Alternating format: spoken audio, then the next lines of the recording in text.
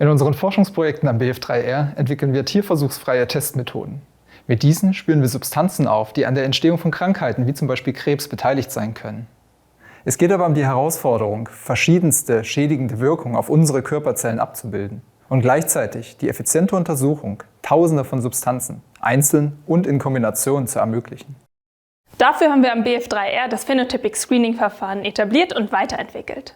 Mit besonderen Färbemethoden können wir dabei die unterschiedlichen Bestandteile der Zelle sichtbar und vor allem messbar machen.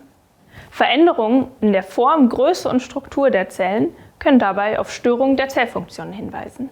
Der Austausch mit internationalen Forschergruppen und Teamwork sind entscheidend für die erfolgreiche Durchführung von Phenotypic Screenings. Im Labor züchten wir unterschiedliche menschliche Zelltypen, die wir in Kontakt mit der Testsubstanz bringen. Durch den Einsatz von Laborrobotik und Mikroskopen nehmen wir automatisch Bilder der Zellen und deren Bestandteile auf. So führen wir innerhalb von kürzester Zeit abertausende Testungen durch. Die Mikroskopiebilder werden anschließend mit Hilfe künstlicher Intelligenz ausgewertet. Eine spezielle Software erkennt dabei automatisch die veränderten Zellen. Das Phenotypic Screening liefert effizient und kostengünstig sehr umfangreiche und verlässliche Daten.